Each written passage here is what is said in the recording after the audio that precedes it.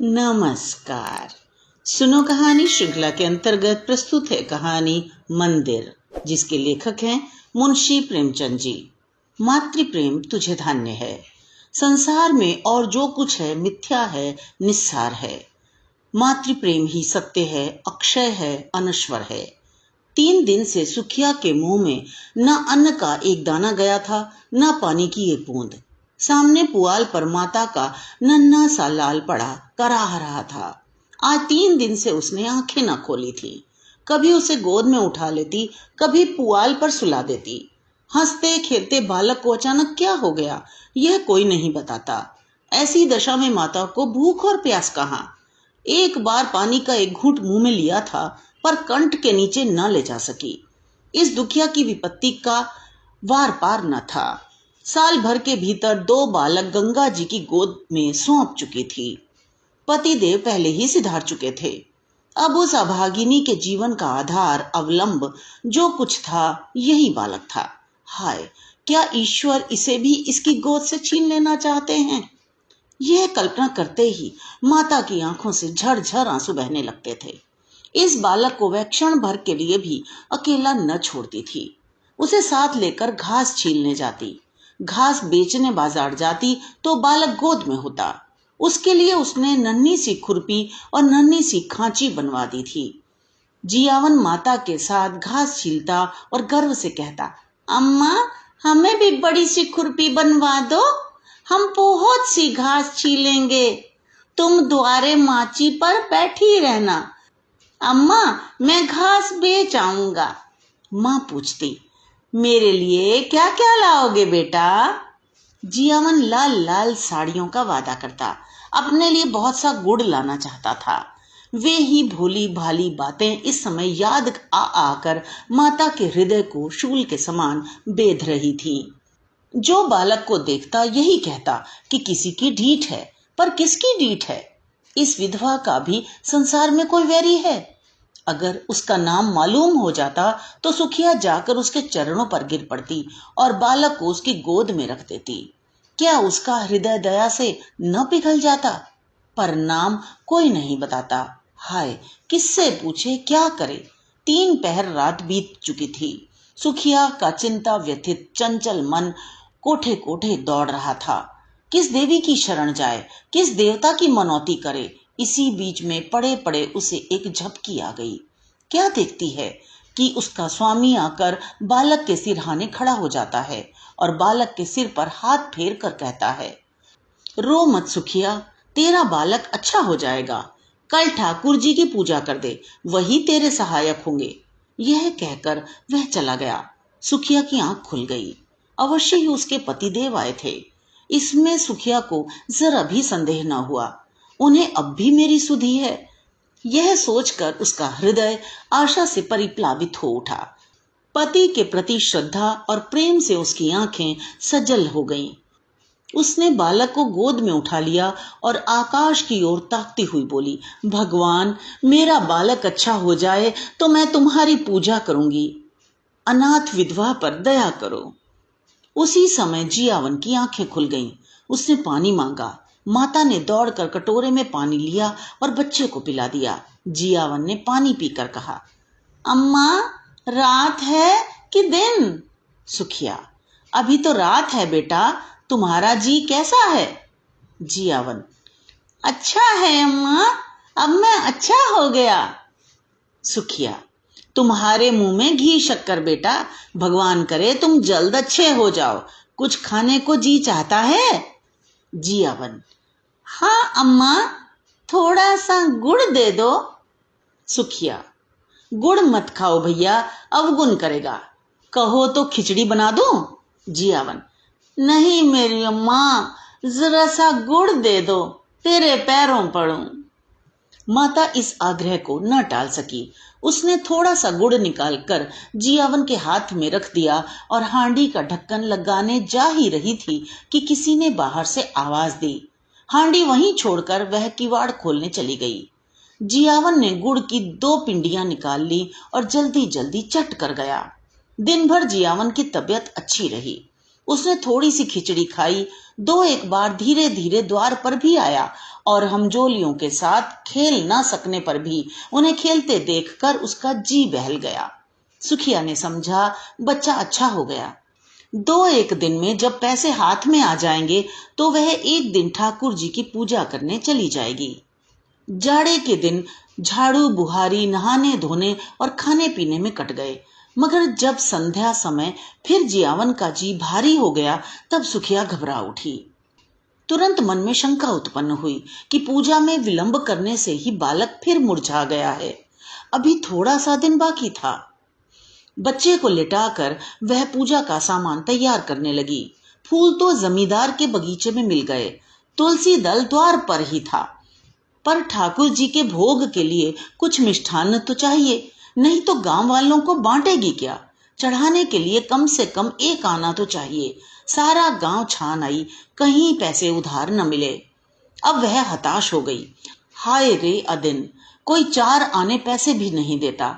आखिर उसने अपने हाथों के चांदी के कड़े उतारे और दौड़ी हुई बनिए की दुकान पर गई। कड़े गिरवी रखे, बतासे लिए और दौड़कर घर आई।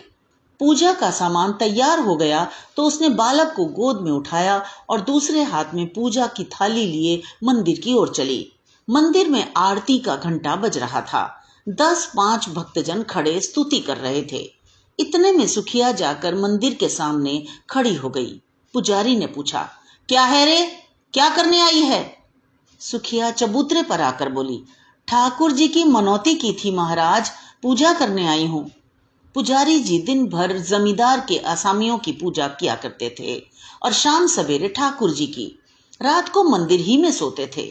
मंदिर ही में आपका भोजन भी बनता था, जिससे ठाकुर द्वारे की सारी अस्तरकारी काली पड़ गई थी। स्वभाव के बड़े दयालु थे, निष्ठावान ऐसे कि चाहे कितनी ही ठंड पड़े, कितनी ही ठंडी हवा चले, बिना स्नान किए मुंह में पानी तक न डालते थे। अगर इस पर भी उनके हाथों और पैरों में मैल की मोटी तह जमी हुई थी तो इसमें उनका कोई दोष न था। बोले, तो क्या भीतर चली आएगी? हो तो चुकी पूजा, यहां आकर सब भ्रष्ट करेगी। एक भक्तजन ने कहा, ठाकुर जी को पवित्र करने आई है। सुखिया ने बड़ी दीनता से कहा, ठाकुर जी के चरण छूने आई हूं सरकार, पूजा की सब सामग्री लाई हूं। पुजारी, कैसी बेसमझी की बातें करती है रे, कुछ पगली तो नहीं हो गई है? भला ठाकुर जी को कैसे छुएगी? सुखिया को अब तक कभी ठाकुर द्वारे में आने का अवसर न मिला था। आश्चर्य से बोली, सरकार, वे तो संसार के मालिक हैं, उनके दर्शन से तो पापी भी तर जाता है, मेरे छूने से उन्हें कैसे छूत लग जाएगी? पुजारी, अरे तू चमारिन है कि नहीं, बोल। सुखिया, तो क्या भगवान ने चमारों को नहीं सिरजा है? चमारों का भगवान कोई और है? इस बच्चे की मनौती है सरकार। इस पर वही भक्त महोदय जो अब स्तुति समाप्त कर चुके थे डपट कर बोले, मार के भगा दो चुड़ैल को, भरभरष्ट करने आई है, फेंक दो थाली वाली। संसार में तो आप ही आग लगी हुई है। चमार भी ठाकुर जी की पूजा करने लगेंगे तो पृथ्वी रहेगी कि रसातल को चली जाएगी? दूसरे भक्त महाशय बोले, अब बेचारे ठाकुर जी को भी चमारों के हाथ का भोजन करना पड़ेगा, अब प्रलय होने में कुछ कसर नहीं है। ठंड पड़ रही थी, सुखिया खड़ी कांप रही थी और यहाँ धर्म के ठेकेदार लोग समय की गति पर आलोचनाएं कर रहे थे। बच्चा मारे ठंड के उसकी छाती में घुसा जाता था, किंतु सुखिया वहां से हटने का नाम ना लेती थी। ऐसा मालूम होता था कि उसके दोनों पांव भूमि में गड़ गए हैं। रह रह कर उसके हृदय में ऐसा उद्गार उठता था कि जाकर ठाकुर जी के चरणों पर गिर पड़े। ठाकुर जी क्या इन्हीं के हैं? हम गरीबों का इनसे कोई नाता नहीं है। ये लोग होते हैं कौन रोकने वाले? पर यह भय होता था कि इन लोगों ने कहीं सचमुच थाली वाली फेंक दी तो क्या करूंगी? दिल में ऐंठ कर रह जाती थी। सहसा उसे एक बात सूझी। वह वहां से कुछ दूर जाकर एक वृक्ष के नीचे अंधेरे में छिपकर इन भक्तजनों के जाने की राह देखने लगी। आरती और स्तुति के पश्चात भक्तजन बड़ी देर तक श्रीमद् भागवत का पाठ करते रहे। उधर पुजारी जी ने चूल्हा जलाया और खाना पकाने लगे। चूल्हे के सामने बैठे हुए हूं हूं करते जाते थे और बीच बीच में टिप्पणियां भी करते जाते थे। 10 बजे रात तक कथा वार्ता होती रही और सुखिया वृक्ष के नीचे ध्यानावस्था में खड़ी रही। सारे भक्त लोगों ने एक एक करके घर की राह ली। पुजारी जी अकेले रह गए। अब सुखिया आकर मंदिर के बरामदे के सामने खड़ी हो गई, जहां पुजारी जी आसन जमाए बटलोई का क्षुधावर्धक मधुर संगीत सुनने में मग्न थे। पुजारी जी ने आहट पाकर गर्दन उठाई तो सुखिया को खड़ी देखा। चिढ़कर बोले, क्यों रे, तू अभी तक खड़ी है? सुखिया ने थाली जमीन पर रख दी और एक हाथ फैलाकर भिक्षा प्रार्थना करती हुई बोली, महाराज जी, मैं अभागिनी हूं। यही बालक मेरे जीवन का आलम है। मुझ पर दया करो। 3 दिन से इसने सिर नहीं उठाया। तुम्हारा बड़ा जस होगा महाराज जी। यह कहते हुए सुखिया रोने लगी। पुजारी जी दयालु तो थे, पर चमारिन को ठाकुर जी के समीप जाने का अश्रुतपूर्व घोर पातक वह कैसे कर सकते थे? न जाने ठाकुर जी इसका क्या दंड दें। आखिर उनके भी बाल बच्चे थे। कहीं ठाकुर जी कुपित होकर गांव का सर्वनाश कर दें तो? बोले, घर जाकर भगवान का नाम ले, तेरा बालक अच्छा हो जाएगा। मैं यह तुलसी दल देता हूं, बच्चे को खिला दे, चरणामृत उसकी आंखों में लगा दे। भगवान चाहेंगे तो सब अच्छा ही होगा। सुखिया, ठाकुर जी के चरणों पर गिरने न दोगे महाराज जी? बड़ी दुखिया हूं। उधार काढ़ कर पूजा की सामग्री जुटाई है। मैंने कल सपना देखा था महाराज जी कि ठाकुर जी की पूजा कर तेरा बालक अच्छा हो जाएगा। तभी दौड़ी आई हूं। मेरे पास 1 रुपया है, वह मुझसे ले लो, पर मुझे एक क्षण भर ठाकुर जी के चरणों पर गिर लेने दो। इस प्रलोभन ने पंडित जी को एक क्षण के लिए विचलित कर दिया, किंतु मूर्खता के कारण ईश्वर का भय उनके मन में कुछ कुछ बाकी था। संभल कर बोले, अरे पगली, ठाकुर जी भक्तों के मन का भाव देखते हैं कि चरण पर गिरना देखते हैं? सुना नहीं है, मन चंगा तो कठौती में गंगा। मन में भक्ति न हो तो लाख कोई भगवान के चरणों पर गिरे, कुछ न होगा। मेरे पास एक जंतर है, दाम तो उसका बहुत है, पर तुझे 1 ही रुपए में दे दूंगा। उसे बच्चे के गले में बांध देना, बस कल बच्चा खेलने लगेगा। सुखिया, ठाकुर जी की पूजा न करने दोगे? पुजारी, तेरे लिए इतनी ही पूजा बहुत है। जो बात कभी नहीं हुई वह आज मैं कर दूं और गांव पर कोई आफत विपत आ पड़े तो क्या हो? इसे भी तो सोचो। तू यह जंतर ले जा, भगवान चाहेंगे तो रात ही भर में बच्चे का क्लेश कट जाएगा। किसी की डीठ पड़ गई है भी तो चंचल, मालूम होता है छत्तारी बंस है। सुखिया, जब से इसे ज्वर है मेरे प्राण नहों में समाये हुए हैं। पुजारी, बड़ा होनहार बालक है, भगवान जिला दें तो तेरे सारे संकट हर लेगा। यहां तो बहुत खेलने आया करता था, इधर 2-3 दिन से नहीं देखा था। सुखिया, तो जंतर को कैसे बांधूंगी महाराज? पुजारी, मैं कपड़े में बांध कर देता हूं, बस गले में पहना देना। अब तू इस बेला नवीन बस्तर कहां खोजने जाएगी? सुखिया ने 2 रुपए पर कड़े गिरवी रखे थे। एक पहले ही बंध चुका था, दूसरा पुजारी जी को भेंट किया और जंतर लेकर मन को समझाती हुई घर लौट आई। सुखिया ने घर पहुंचकर बालक के गले में जंतर बांध दिया, पर ज्यों ज्यों रात गुजरती जाती थी उसका ज्वर भी बढ़ता जाता था। यहां तक कि 3 बजते बजते उसके हाथ पांव शीतल होने लगे। तब वह घबरा उठी और सोचने लगी, हाय, मैं व्यर्थ ही संकोच में पड़ी रही और बिना ठाकुर जी के दर्शन किए चली आई। अगर मैं अंदर चली जाती और भगवान के चरणों पर गिर पड़ती तो कोई मेरा क्या कर लेता? यही ना होता कि लोग मुझे धक्के मार कर निकाल देते, शायद मारते भी, पर मेरा मनोरथ तो पूरा हो जाता। यदि मैं ठाकुर जी के चरणों को अपने आंसुओं से भिगो देती और बच्चे को उनके चरणों पर सुला देती तो क्या उन्हें दया न आती? वे तो दयामय भगवान हैं, दीनों की रक्षा करते हैं, क्या मुझ पर दया न करते? यह सोचकर सुखिया का मन अधीर हो उठा। नहीं, अब विलंब करने का समय न था। वह अवश्य जाएगी और ठाकुर जी के चरणों पर गिर कर रोएगी। उस अबला के आशंकित हृदय का अब इसके सिवा और कोई अवलंब, कोई आसरा न था। मंदिर के द्वार बंद होंगे तो वह ताले तोड़ डालेगी। ठाकुर जी क्या किसी के हाथों बिक गए हैं कि कोई उन्हें बंद करके रखे? रात के 3 बज गए थे। सुखिया ने बालक को कंबल से ढांप कर गोद में उठाया, एक हाथ में थाली उठाई और मंदिर की ओर चली। घर से बाहर निकलते ही शीतल वायु के झोंकों से उसका कलेजा कांपने लगा। शीत से पांव शिथिल हुए जाते थे। उस पर चारों ओर अंधकार छाया हुआ था। रास्ता 2 फरलांग से कम न था। पगडंडी वृक्षों के नीचे नीचे गई थी। कुछ दूर दाहिनी ओर एक पोखरा था, कुछ दूर बांस की कोठियां। पोखरे में एक धोबी मर गया था और बांस की कोठियों में चुड़ैलों का अड्डा था। बाईं ओर हरे भरे खेत थे। चारों ओर सन सन हो रहा था। अंधकार साए साए कर रहा था।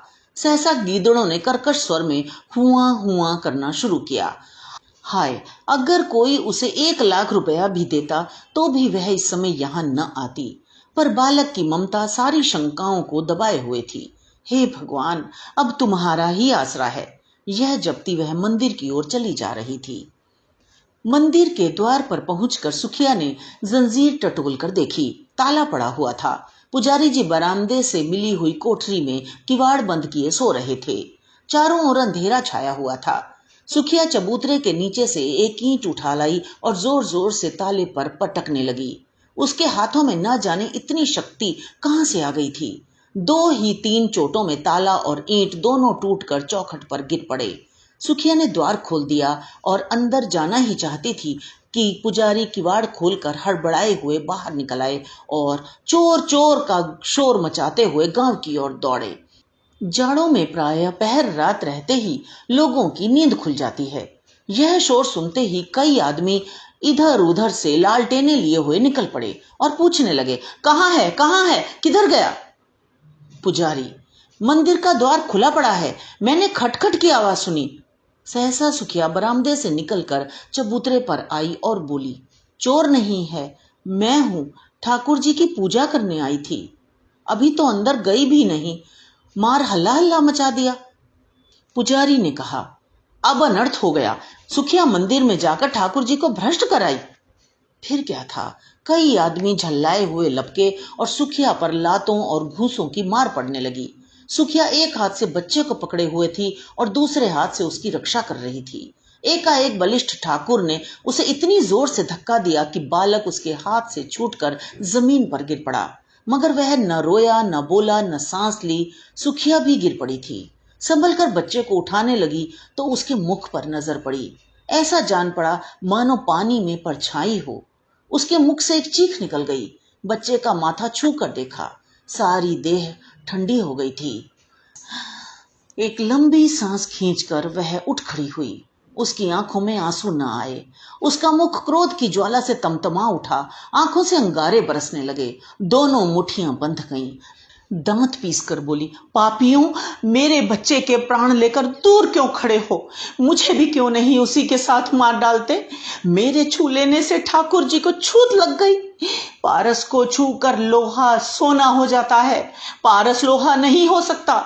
मेरे छूने से ठाकुर जी अपवित्र हो जाएंगे। मुझे बनाया तो छूत नहीं लगी। लो, अब कभी ठाकुर जी को छूने नहीं आऊंगी। ताले में बंद रखो, पहरा बिठा दो।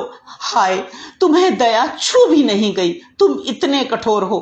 बाल बच्चे वाले होकर भी तुम्हें एक अभागिन माता पर दया न आई। तिस पर धर्म के ठेकेदार बनते हो। तुम सब के सब हत्यारे हो, निपट हत्यारे हो। डरो मत, मैं थाना पुलिस नहीं जाऊंगी। मेरा न्याय भगवान करेंगे। अब उन्हीं के दरबार में फरियाद करूंगी। किसी ने चू न की, कोई मिनमिनियाया तक नहीं। पाषाण मूर्तियों की भांति सब के सब सिर झुकाए खड़े रहे। इतनी देर में सारा गांव जमा हो गया था। सुखिया ने एक बार फिर बालक के मुंह की ओर देखा। मुंह से निकला, हाय मेरे लाल। फिर वह मूर्छित होकर गिर पड़ी। ये तो थी कहानी। मुझे आशा है आपने आनंद लिया होगा। इसी तरह हमारे साथ जुड़े रहिए, चैनल को सब्सक्राइब कीजिए और कहानी को अपने मित्रों के साथ भी साझा कीजिए। तो मिलते हैं अगली कहानी में। धन्यवाद।